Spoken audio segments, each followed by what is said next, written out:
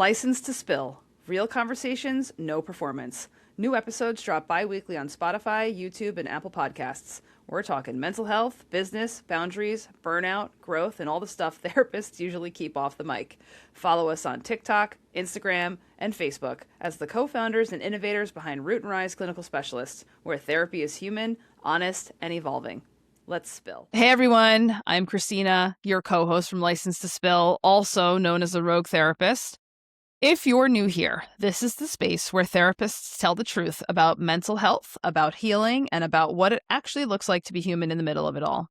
Today's episode is a solo one. Julie couldn't join me for this recording, but she'll absolutely be back with me for future episodes.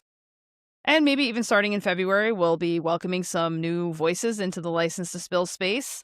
Maybe if I can get this out in January, I will send out that one as well. It depends on our schedules, me and this other clinician that I would love to collaborate with. Christina, you know who you are.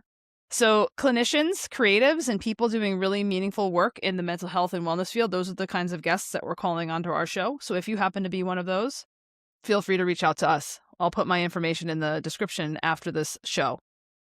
For today, though, it's just me, and I wanted to take the opportunity to speak directly to you, because this episode came from a pattern that I see constantly, especially in January, but not just in my therapy practice, in real life, especially during this time of year.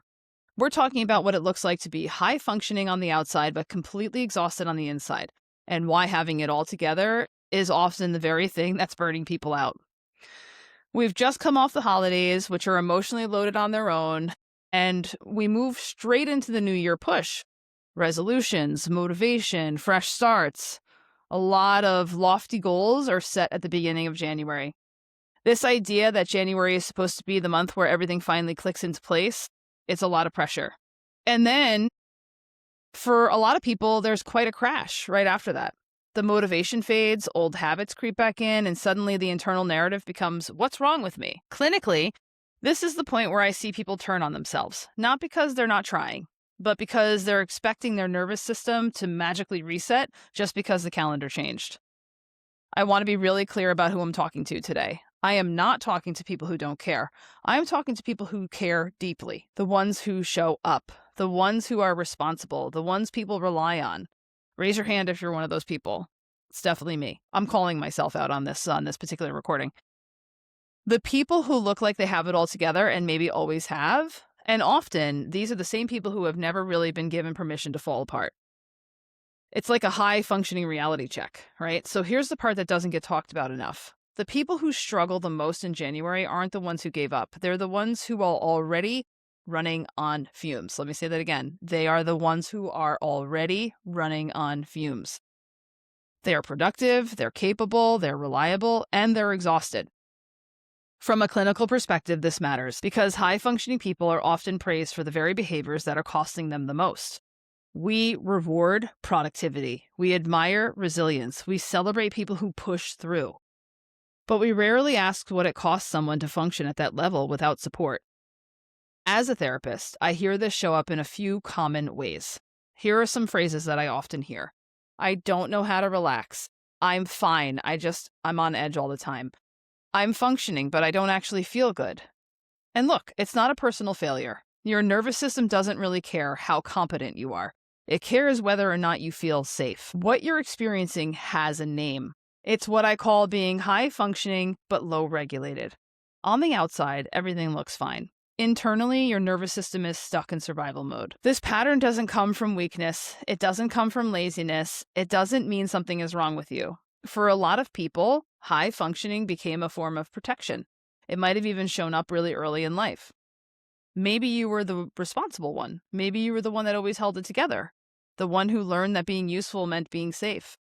When things felt unpredictable or emotionally charged, productivity created control.